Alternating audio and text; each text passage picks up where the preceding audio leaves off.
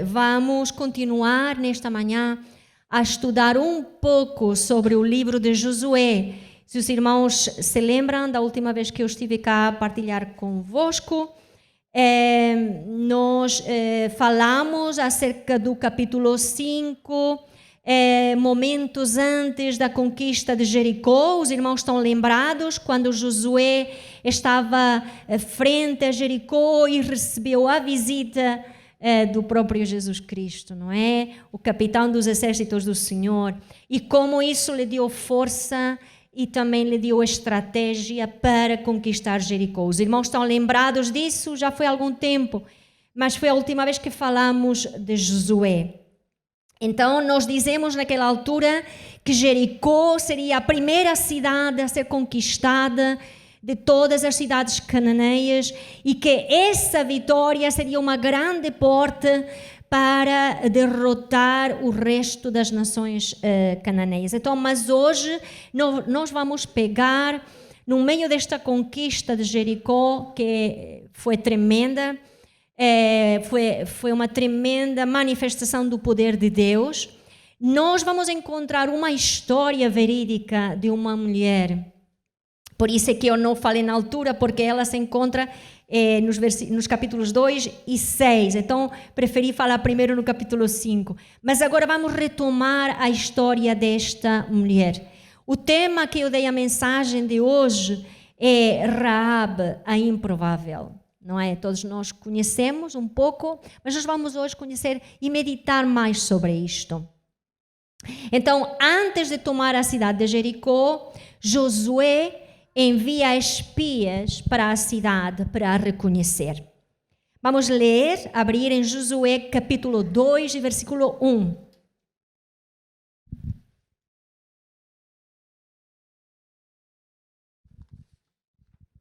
Esta estratégia não era algo novo para o povo. Vocês se lembram que Moisés, o líder anterior, também tinha feito o mesmo. Lembram-se quando mandou 10 espias para a terra, mas aqui nós encontramos 2, não é?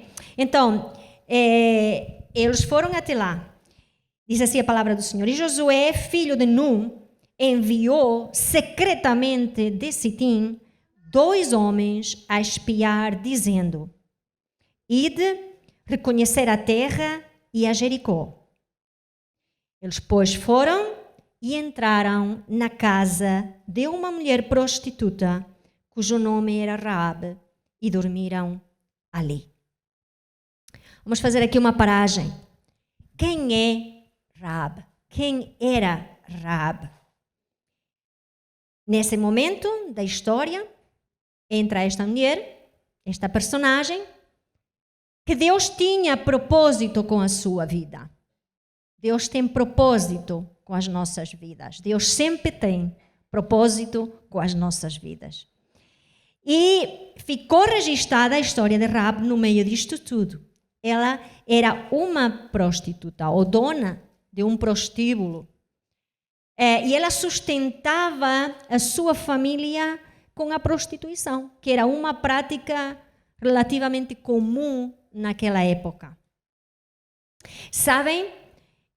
Tem existido, e se os irmãos vão investigar, bastante polêmica acerca da verdadeira profissão de Raabe.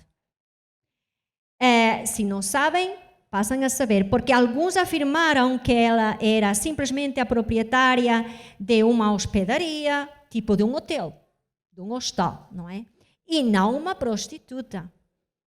E sabem quem é que começou, quem é que iniciou também esta polêmica? Foram os próprios judeus. Nos ensinos rabínicos dos rabis, eles diziam que não podia ser assim. E tentaram limpar um pouco o registro passado de Raabe, como dizendo, não devia ser mesmo uma prostituta. Só que depois de muitos estudos sérios na palavra de Deus como um todo, e pelos termos que depois vão ser usados no Novo Testamento, quando se fala de Raabe, porque Raabe depois vai ser mencionada 3 vezes no Novo Testamento, buscando as palavras, estudando as palavras que que falavam acerca da sua profissão, não há dúvida nenhuma que realmente ela estava a exercer a prostituição naquela altura. E por que esta tentativa de negar que ela fosse uma prostituta? Sabem, era muito difícil acreditar que alguém como ela pudesse, com essa profissão, pudesse ser usada por Deus e até passar a fazer parte do povo escolhido de Deus. Essas pessoas, com certeza, não conheciam o nosso Deus.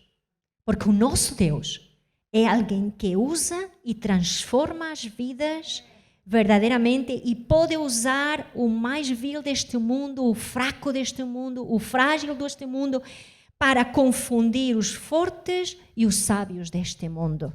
O nosso Deus é assim. E por isso é que nós temos esperança nesta manhã. Porque todos nós temos um passado. Mas Deus olha para aquilo que nós podemos vir a ser. E foi isso que aconteceu com Deus naquela altura, com certeza. Mas os judeus, os próprios judeus, tiveram muita dificuldade, os religiosos tiveram muita dificuldade em pensar que assim fosse. Por quê? Porque a lei, a própria lei que o Senhor dera a Moisés, proibia, por exemplo, que um pai prostituísse a sua filha. Como, por exemplo, faziam as prostitutas cultuais. Os pais ofereciam as suas filhas para se prostituírem no templo. E até tinham a bênção dos pais, não é? Porque era algo bem visto naquela sociedade de tantos deuses. Também não era proibido na lei de Moisés que o sacerdote se casasse com uma mulher prostituta. Muito especialmente o sumo sacerdote não poderia. A penalidade, a pena imposta para este pecado era a morte por apedrejamento, ou então ser queimada numa fogueira, no caso de ser uma filha de um sacerdote. E o dinheiro ganho com a prostituição era proibido entrar no templo como oferta ao Senhor. Portanto, tudo isto era o que um judeu tinha na cabeça quando pensava em alguém que tinha exercido a prostituição. Portanto, pensava, ela nunca poderá ser parte do povo escolhido de Deus. Mas o nosso Deus, ele pensa de maneira diferente. E graças a Deus por isso, não é? Então, contrariamente ao que muitos pensam, o Deus apresentado no Antigo Testamento é um Deus de misericórdia, de amor e de graça. Alguns veem o Deus do Antigo Testamento como alguém mau, não é? Mas não, é o mesmo Deus. O Deus do Antigo Testamento é o mesmo Deus do Novo Testamento. Amor, misericórdia e graça. E isto se viu manifestado na vida de Raab. Para a sua época, Raab era uma total improvável. Tinha 3 coisas que lhe fazia ser mesmo uma total improvável. Incapaz de ser parte do povo eleito de Deus e de ser usada por Deus. Mulher, estrangeira e prostituta. Tinha 3 características que a descartavam completamente de poder ser um instrumento nas mãos de Deus.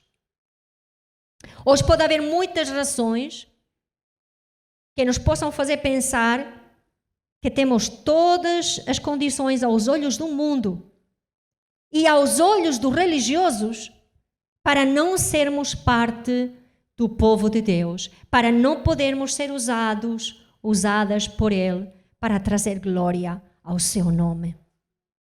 Pode rondar muita coisa pela tua cabeça, pode passar muita coisa pela minha cabeça, que me pode fazer pensar, não, Deus não me pode usar a mim. E eu não sou um desses. Eu não sou uma dessas pessoas que Deus pode usar. Mas nesta manhã, através desta história, através da palavra de Deus, irmãos, que nós possamos sair por aquela porta, dizendo, mesmo eu sendo uma improvável, mesmo eu sendo um improvável, Deus quer me usar e Deus vai me usar se eu me dispor para isso. Então, Deus sempre quis que o seu povo refletisse a sua glória e o seu caráter. E escolheu nos últimos tempos fazê-lo através da igreja. Ele continua a querer que as nossas vidas reflitam a graça de Deus, o caráter do varão perfeito de Jesus Cristo. Então, quando o nosso passado, quando ele é confessado, quando ele é perdoado, quando nós abandonamos, ele não tem poder para deter aquilo que Deus quer fazer em ti e através de ti, em mim e através de mim. Mas Satanás tem enganado a muitos por causa disto. Vamos continuar? Capítulo 2, versículo 2. Então, vemos que Deus noticia ao rei de Jericó dizendo: eis que esta noite vieram aqui uns homens dos filhos de Israel para espiar a terra. Ok, o lugar escolhido pelos espias para entrarem, eles entram na cidade e entram naquele bordel, naquele prostíbulo. Tinha a sua lógica. A escolha pode não ter sido a melhor forma em termos de segurança, não é? Pois era um lugar que era aberto ao público e era vigiado, porque passava por lá muita gente. Era um lugar vigiado pelo rei, pela segurança do rei, porque vinham estrangeiros àquele lugar, porque entraram pessoas que poderiam ser suspeitas. Então não era assim muito seguro, mas era um lugar conveniente, porque qualquer pessoa poderia entrar. Então, eles entraram lá. O estabelecimento dela, a casa dela, devido ao fluxo que tinha de estrangeiros, estava sempre debaixo do olho do rei. E claro que a notícia de que eles entraram, dois estranhos, correu logo até o rei. Foi logo dita, não é? Com isso, a cidade toda entrou em alerta. E o rei desconfiou que os espiões estavam no prostíbulo de Raab, vinham dos judeus, do povo hebreu, não é? E então foi lá dizer-lhe a ela: tu tens que me entregar esses homens. A exigência foi mesmo que entregasse os homens. E essa exigência que o rei fez a Raab levou-a logo a tomar uma decisão. Eu tenho que tomar uma decisão. Eu estou entre a espada e a parede. O que é que eu faço com estes hebreus? No versículo 3 diz: por isso mandou o rei de Jericó dizer a Raab: tira fora os homens que vieram a ti e entraram na tua casa, porque vieram espiar toda a terra. Porém, aquela mulher tomou os dois homens e os escondeu e disse: é verdade que vieram homens a mim, porém eu não sabia de onde eram. E aconteceu que, havendo-se de fechar a porta, sendo já escuro, aqueles homens saíram. Não sei para onde aqueles homens se foram. Id após ele depressa, porque os alcançareis. Porém, ela os tinha feito subir ao eirado e os tinha escondido entre as canas do linho, que puseram em ordem sobre o eirado. E foram-se aqueles homens após eles pelo caminho do Jordão até os vaus, e havendo eles saído, fechou-se a porta. Raab vai mentir deliberadamente para livrar os espiões. E aqui encontramos até assim algo polêmico. Como alguém que ia ser usado, que estava a ser usado por Deus, comete um erro destes? Há muitas teorias sobre isto, se os irmãos se puserem a estudar. Era uma estratégia de guerra, na guerra tudo valia. Era uma mentirinha para suportar algo mais importante. Há muitas versões. Mas, irmãos, pecado é pecado. Mentira é mentira. Sempre foi. Realmente ela cometeu um erro, no sentido de que pecou. Mas nós devemos esquecer, irmãos, que no início da nossa caminhada com Deus, mesmo antes de ter um compromisso com Deus, e até mesmo quando andamos com Deus, nós cometemos erros. Nós cometemos erros. Esta mulher iria começar a dar os primeiros passos para conhecer o caráter e os atributos do Deus que ela queria conhecer. E nós vamos ver isso. Ela não conhecia completamente o caráter de Deus. Ela ainda tinha muitos rudimentos do mundo de onde ela estava, do mundo pagão. E ela usou a mentira para ocultar estes homens. Aconteceu isto e foi registrado na palavra de Deus, porque a palavra de Deus não oculta as coisas feias que os homens fazem. A palavra de Deus, e eu amo a palavra de Deus por causa disto, porque a palavra não põe, sabem, aquele verniz na vida das pessoas, não. A Bíblia fala do bom e do mal. Amém, irmãos? Que os homens fazem. E com as duas coisas nós vamos aprender. Vamos aprender o que fazer com as coisas boas feitas e o que não fazer com as coisas que fizeram mal, não é? Então, nós vamos ver que ela, portanto, faz esta afirmação e os soldados vão para o outro lado. No versículo 8, nós encontramos aqui uma frase que diz: e antes que eles dormissem, ela subiu a eles no eirado. Raab ainda teve um tempo para pensar o que iria fazer com estes homens do povo hebreu. Tempo de meditar sobre a sua própria vida, sobre o seu futuro, sobre tudo o que tinha ouvido falar acerca do Deus dos hebreus. E depois de pensarem nisto, nós vamos encontrar uma atitude, um posicionamento na vida de Raab. Sabem que ela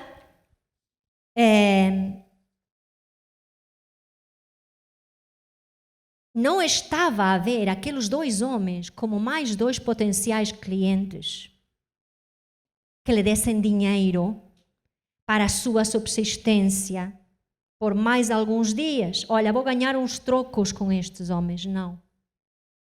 Ela começou a ver estes dois homens como dois agentes da oportunidade de Deus, com potencial bastante para mudar, para reverter o seu estado de calamidade, porque com certeza que ela não gostava de viver como estava a viver. E depois de tudo que ela tinha ouvido falar sobre o Deus dos hebreus, ela começou a ponderar: espera aí, esta é a minha oportunidade para eu ter uma mudança de vida. Não somente eu, mas também a minha família. Toda a minha casa. E disse, versículo 9, aos homens: bem sei que o Senhor vos deu esta terra e que o pavor de vós caiu sobre nós e que todos os moradores da terra estão desfalecidos diante de vós. Porque temos ouvido que o Senhor, e aqui está a falar do Senhor, a palavra que usa aqui é o Senhor do Deus dos hebreus, secou as águas do Mar Vermelho diante de vós, quando saíais do Egito, e o que fizestes aos dois reis dos amorreus, a Sion e ao Geg, que estavam além do Jordão, os quais destruístes. O que ouvindo desfaleceu o nosso coração, e em ninguém mais há ânimo algum por causa da vossa presença. Atenção o que ele diz agora, irmãos. Porque o Senhor vosso Deus é Deus em cima nos céus e embaixo na terra. Que grande confissão de fé. Agora, como é que Raab, uma mulher prostituta, sabia do Deus deles? Ela trabalhava num lugar onde muitos viajantes passavam. Moradores de cidades em volta iam até lá e falavam, contavam coisas. Raab tinha ouvido as histórias sobre as pragas que Deus mandou ao Egito para libertar o seu povo e sobre como ele fez o mar se abrir para que os hebreus passassem. E reparem um pormenor aqui, irmãos. Ela vai usar a mesma frase que Miriam usou quando eles começaram a cantar, lembram-se, em Êxodo 15, eles saem do Mar Vermelho, passam para o outro lado, e Miriam pega numa pandeireta, num pandeiro, começa a cantar. Lembram-se os irmãos disso? Para exaltar o poder de Deus, para agradecer. E Miriam vai dizer ali algo tremendo, que era que o pavor tinha caído sobre os habitantes e que todos eles temem ao povo de Israel. E Raabe vai pegar na mesma frase e ela vai dizer aqui aos hebreus. Isso tinha ficado na sua cabeça. Na sua cabeça. Irmãos, não te canses de falar do nosso Deus às pessoas que estão à tua volta. Porque tu não sabes as voltas que o que tu dizes dá na cabeça dos outros. E quando é que isso vai frutificar? Não te canses. Às vezes podes pensar, não vale a pena eu falar, isso não surte efeito. Surte efeito sim, porque a palavra de Deus, ela não volta para trás sem fazer aquilo para o qual ela foi enviada. Ela vai frutificar mais tarde ou mais cedo. E Raabe tinha ouvido isto e tinha ficado com aquele trecho do cântico de Miriam na sua cabeça. Que o pavor tinha caído sobre os povos. Porque Deus estava com eles. E era um Deus que não era um simples Deus. Era Deus no céu e na terra. Ela ouviu tudo isso. Ela ouviu e criou. Ela criou na palavra que recebeu. E reparem, Raabe não viu nenhum dos milagres de Deus em Israel. Ela não esteve no Mar Vermelho. Ela não esteve durante as 10 pragas. Mas simplesmente ouvindo falar sobre ele e as histórias, ouvindo e vendo o resultado, ela soube pela fé que aquele era realmente um Deus vivo, que aquele era um Deus todo-poderoso, porque tinha o poder de derrotar os maiores povos cananeus, cheios de armas, cheios de potencial bélico, mas Deus era superior. O Deus dos hebreus era superior e ela depositou fé naquilo. O próprio Jesus disse, bem-aventurados aqueles que não viram, mas creram. Aleluia! Nenhum dos que estamos aqui viu Jesus, mas todos cremos nele. E somos chamados de bem-aventurados. Já repararam que Jesus naquela altura estava a falar da gente? E nos estava a dizer, vocês são bem-aventurados, porque não me viram, mas creram. Nós escolhemos depositar fé em Jesus Cristo. Raabe escolheu depositar fé no Deus vivo. A fé de Raabe em Deus já era presente antes mesmo dela ter falado diretamente com aqueles que eram do povo de Israel. Antes de falar com os hebreus. Por isso ela vai abrigar esses espiões na sua casa para eles não serem presos. E vai pedir em recompensa do sacrifício que ela fez, que eles poupassem a vida dela e da sua casa. Mas vamos analisar a declaração de Raabe. E eu bem sei. Eu gosto muito desta expressão dela. Nós também podemos dizer, nós bem sabemos. Nós bem sabemos que o nosso Deus, ela disse que o Deus, que o Senhor, o Kyrios, vos deu esta terra. Ela não tinha dúvidas. Não há mais nada a fazer. Quando esse Deus determina uma coisa, aquilo vai ser. E nós sabemos, bem sabemos, irmãos, que quando Deus determinou sobre a nossa vida a bênção, ela vai. Que quando Deus determina através de Jesus Cristo, o seu Filho, a vida eterna, nós vamos usufruir da vida eterna. Sim, é possível ter certeza de salvação. Hoje é possível ter a certeza da salvação, porque nós bem sabemos que Deus, que quando Ele fala, Ele vai cumprir sempre. Porque Ele não é mentiroso. Ele cumpre. E Raabe disse isso, e eu bem sei Eu bem sei que o Deus deles está envolvido nos acontecimentos e que ele tinha um propósito e que nada nem ninguém poderia parar. Então aquele Jericó, aquela cidade onde ela estava, também iria ser devastada por aquele povo. Porque Deus entregaria nas suas mãos. Ela não sabia como, mas sabia que ele iria fazê-lo. Quando nós conhecemos a Deus e começamos a estudar a sua palavra, quando vamos à história também da humanidade e os acontecimentos que foram profetizados há anos atrás e que se têm cumprido até hoje, irmãos, nós percebemos que quando Deus tem um plano, Ele vai levar o plano até o fim. Ele vai levar o plano até o fim. Por isso é que hoje bem sabemos que Jesus Cristo voltará a buscar-nos. Porque Ele cumpriu tudo o anterior. Então Ele vai voltar a buscar-nos. Nós bem sabemos isto, irmãos. E que o pavor de vós caiu sobre nós e que todos os moradores da terra estão desfalecidos diante de vós. Esse medo, esse pavor, não era algo deles, mas era algo vindo do próprio Deus. Era a ação do Deus na vida dos cananeus. Porque o Senhor vosso Deus é Deus em cima nos céus e embaixo na terra. Raabe vai reconhecer que o Deus deles não era alguém isolado no céu ou em outra dimensão ou no Olimpo ou em outro lado qualquer.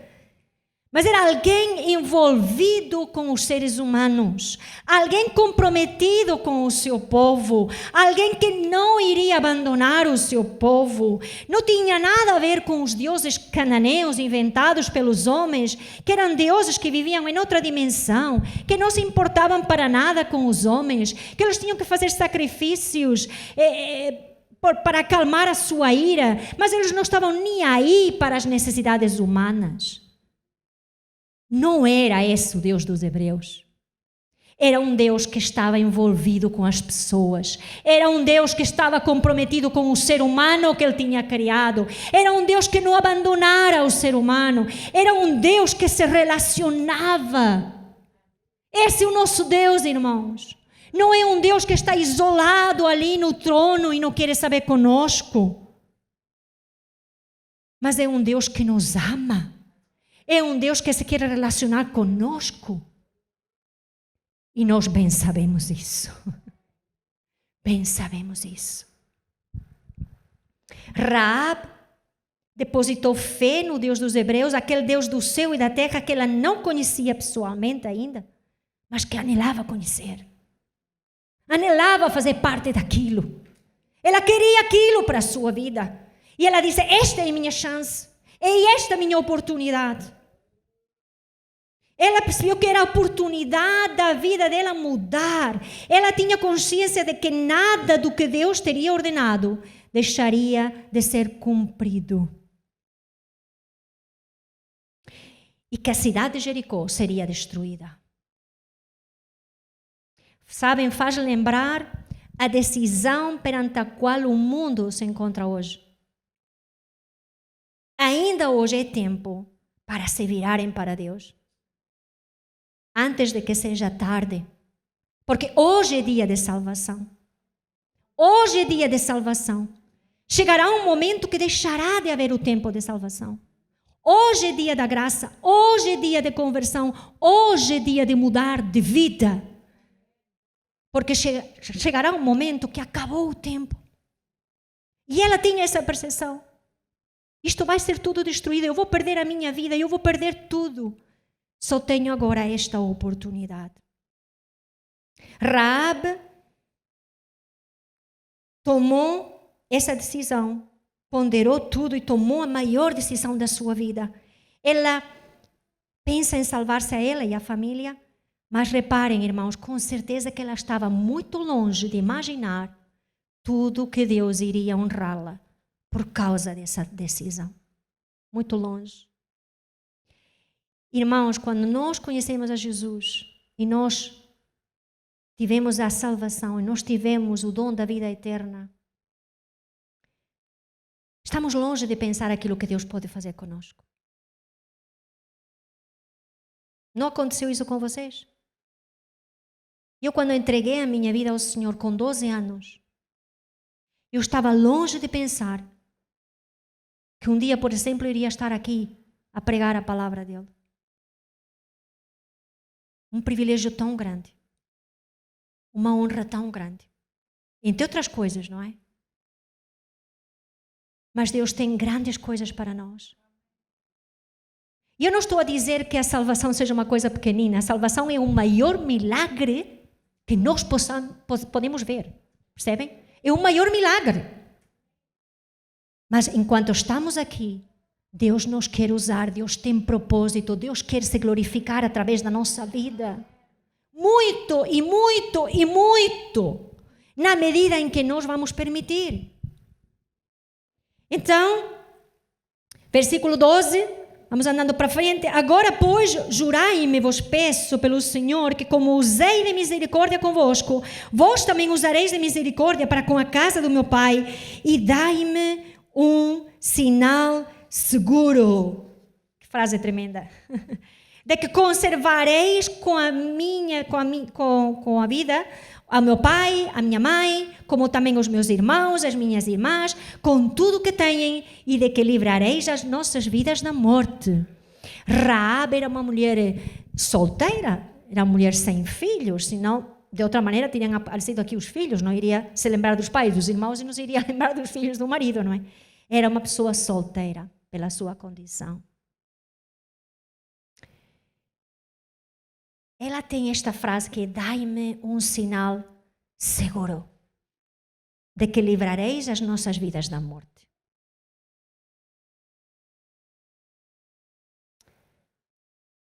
Então aqueles homens responderam-lhe: a nossa vida responderá pela vossa até a morte. Se não denunciardes este nosso negócio, e será pois que, dando-nos o Senhor esta terra, usaremos contigo de misericórdia e de fidelidade.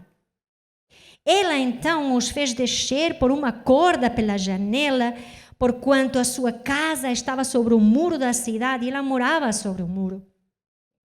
E disse-lhes: ide a um monte, para que porventura não vos encontrem os perseguidores, e escondei-vos lá 3 dias, até que voltem os perseguidores, e depois ide pelo vosso caminho. E disseram-lhe aqueles homens: desobrigados seremos deste juramento que nos fizeste jurar. Eis que quando nós entrarmos na terra, atarás este cordão de fio de escarlata à janela por onde nos fizeste descer, e recolherás em casa contigo ao teu pai, a tua mãe, os teus irmãos e a toda a família do teu pai.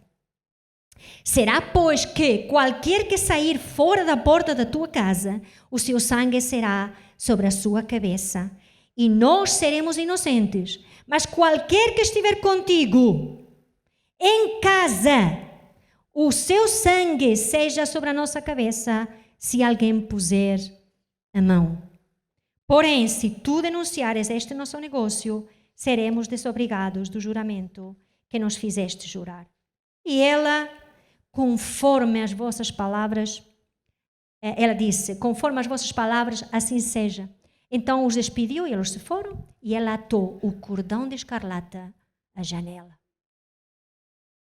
Raab queria um sinal seguro, uma garantia do livramento. Provavelmente, irmãos, com todas as histórias que ela ouviu sobre os milagres de Deus, sobre o livramento de Faraó, as pragas, tudo isso, teria ouvido falar da última praga. Teria ouvido falar da última noite no Egito. Os irmãos se lembram? Quando a 10ª praga, que era a morte dos primogênitos, estava a ser executada. Os irmãos se lembram? Os irmãos se lembram que todos os da família deviam estar dentro da casa? Se estivesse alguém fora, Deus não se iria responsabilizar por isso, porque o anjo da morte passaria. E só aqueles que estivessem dentro da casa, com o sangue do cordeiro nos umbrais, seriam protegidos da morte. Os irmãos se lembram disso? Com certeza que isto fez um clique na cabeça de Rahab. Ela lembrou-se, com certeza, de que era um sinal seguro. Eles não iriam celebrar ali uma Páscoa, com certeza. Não iriam matar um cordeiro, com certeza. Mas deram-lhe um sinal de que essa seria a maneira de ela ser protegida. Ela não poderia tirar isso da sua janela. Ela teria que ter tudo em casa junto para ser salva. Isso falava de um concerto coletivo de toda a família. Quem estivesse dentro desse concerto seria salvo. O sangue, lembram-se, de um cordeiro perfeito teria de ser colocado nos umbrais para serem livrados.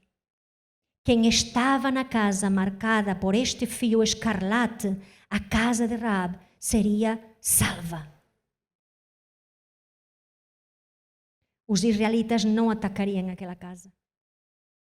Seriam poupadas, eles e a sua família. Então, ela ficou descansada por este sinal. Quando nós estamos em aliança com Deus, através de Jesus Cristo, nós estamos descansados. Nós podemos viver descansados. Porque bem sabemos que se chega o momento do nosso corpo partir, nós bem sabemos que o Senhor nos livrará da morte eterna. Porque Ele nos deu um sinal seguro. Ele nos deu a Jesus Cristo. Ele nos deu o sacrifício único, capaz de nos limpar de todo o pecado e nos livrar da condenação do pecado e da morte. Ela obedeceu logo, ela nem sequer esperou muito. Vou já pôr na minha vida, eu vou pôr já na minha casa este sinal seguro. Eu não sei se alguém que está aqui pela primeira vez está a ouvir esta mensagem pela primeira vez, ou alguém que nos está a seguir pela internet, e tu estás a ouvir de que tu precisas de um sinal seguro na tua vida, que tu precisas de algo que te dê a certeza para dizer, como esta mulher disse, e eu bem sei que Ele é Deus no céu e na terra, que Ele tem todo o poder. Eu te desafio a que tu coloques logo na janela da tua casa esse fio de escarlate. Que tu coloques a Jesus Cristo no centro da tua vida. Porque Ele vai ser o sinal seguro, a tua garantia de vida eterna. Glória a Deus. Foram, pois, e chegaram ao monte e ficaram ali 3 dias, até que voltaram os perseguidores, porque os perseguidores os buscaram por todo o caminho, porém não os acharam. Assim, aqueles 2 homens voltaram e desceram do monte, e passaram e chegaram a Josué, filho de Num, e contaram-lhe tudo o que acontecera. E disseram a Josué: certamente o Senhor tem dado toda esta terra nas nossas mãos, pois até todos os moradores estão atemorizados diante de nós. Rahab foi colocar o fio de escarlate. Ela sabia o significado. Mas as pessoas que olhavam de fora não sabiam o significado. Não tinham noção. Não dava tudo à procura de fios de escarlate para pendurar nas janelas, não é? Só que ela não tinha só um simples pano. Ela tinha feito uma declaração de fé. Por isso não é o que parece, é o que é. É o que se crê, é o que se aceita, é o que se determina. Na nossa vida, as pessoas olham para a nossa casa e na nossa janela, na nossa vida, vem um fio de escarlate, vem a Jesus Cristo. Elas não percebem muitas vezes aquilo que significam. Elas querem às vezes até falsificar aquilo, mas é preciso depositar fé. Só usufruímos das bênçãos de Deus. Ele é galardoador daqueles que o procuram, porque Deus se agrada daqueles que têm fé. Deus quer que aquele que se chegue a Ele tenha fé. E Ele vai galardoar, Ele vai recompensar essa fé. Então, os de fora podem ver Cristo na nossa vida, nos nossos lábios, e até podem querer imitar, mas se não houver uma determinação de fé, se não houver algo real, será algo religioso, não será algo verdadeiro. Depois, andando para o capítulo 6, no versículo 21, e tudo quanto havia na cidade destruíram totalmente a fio de espada. Aí eles entram, não é? Depois daquela estratégia toda, dos 7 dias, destroem Jericó, as muralhas caem, e eles entram. Eles entram a possuir tudo, e eles tinham uma ordem clara de Josué. Vocês se lembram? A ordem era destruir tudo e não ficar com nada. Só podiam ficar com a prata, ouro e mais alguma coisa que não estou agora mesmo lembrada, mas tinha que ser tudo para ofertar ao templo. Penso que era o ferro, eu não me lembro. Não interessa. Interessa é que as vidas de todos eles seriam destruídas. E Josué deu essa ordem e eles entraram para matar a todos. Homens, mulheres, crianças. E assim foi. Desde o menino até o velho e até o boi e o gado e ao jumento. Josué, porém, disse aos 2 homens que tinham espiado a terra: entrai na casa da mulher prostituta e tirai-a de lá com tudo quanto tiver, como lhe tendes jurado. Josué é um tipo de Jesus Cristo. Josué é um tipo de Jesus Cristo. A palavra de Jesus, quando Ele nos salva, Ele cumpre. Ele cumpre. Ele cumpre. Nós estamos debaixo de uma aliança, irmãos. Uma aliança com Jesus Cristo. Com Deus através de Jesus Cristo. E Ele vai cumprir. Ele cumpre. E Josué disse: vai, fazei. Porque nós estamos em aliança com aquela mulher. Não podemos romper essa aliança. Por causa do posicionamento dela.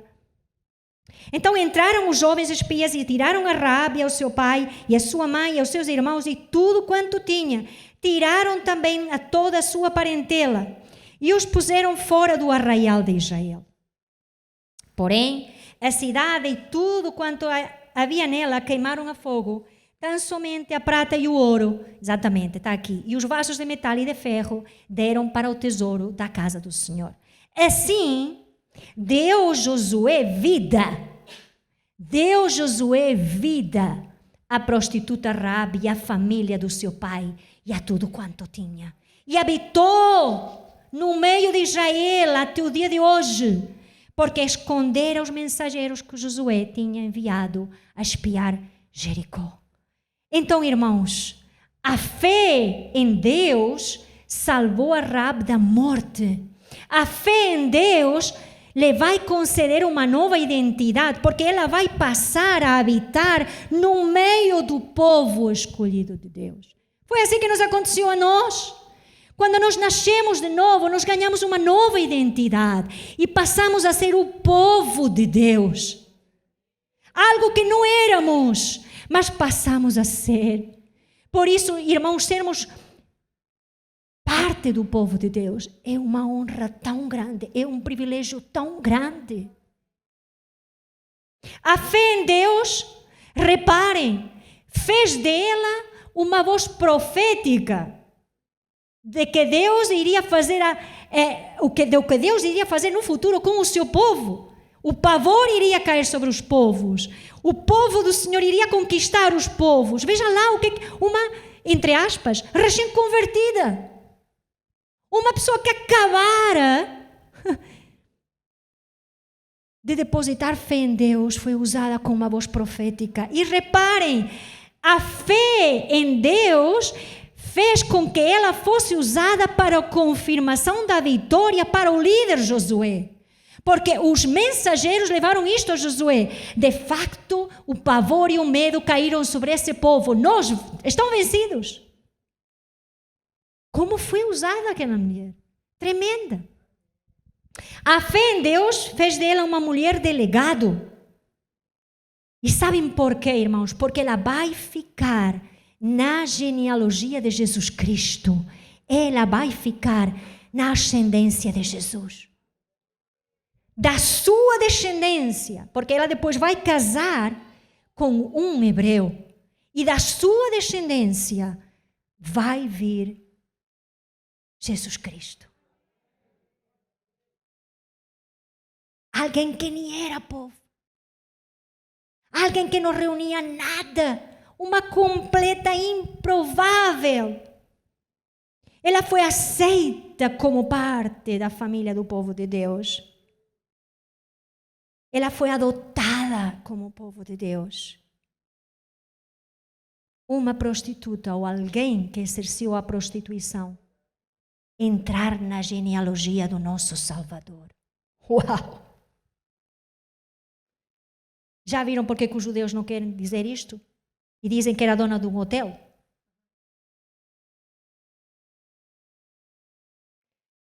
Ao salvar os espias, Raab vai atuar como chefe também da sua casa.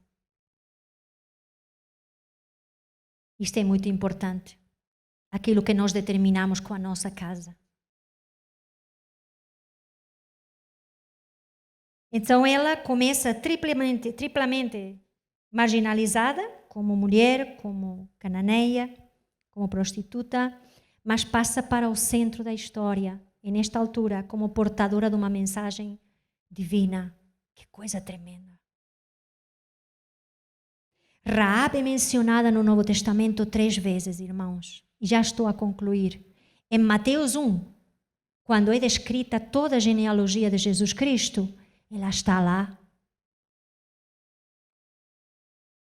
Em Hebreus, como uma heroína da fé, junto a mulheres como Sara, como Débora, ela está lá, como uma heroína da fé.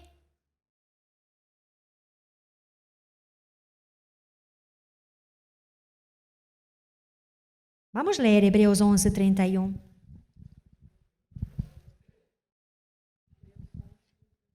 Hebreus 11, 31.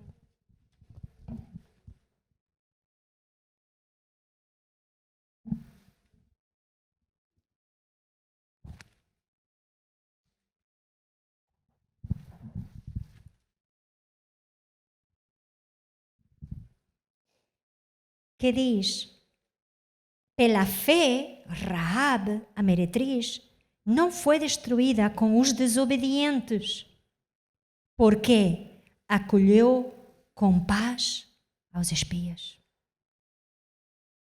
E se vamos a Tiago 2,25, ele vai falar que a fé dela não era só uma declaração.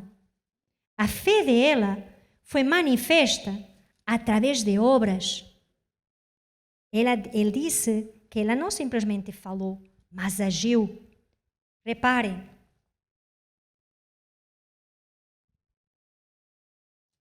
Tiago 2,25. De igual modo, não foi também justificada por obras a meretriz Raab quando acolheu os emissários e os fez partir por outro caminho? Nos fala de que a fé dela não foi só de palavra, de boca, mas de ação. Foi manifesta por ação. Agora já repararam? Imaginem quando Raab chegou lá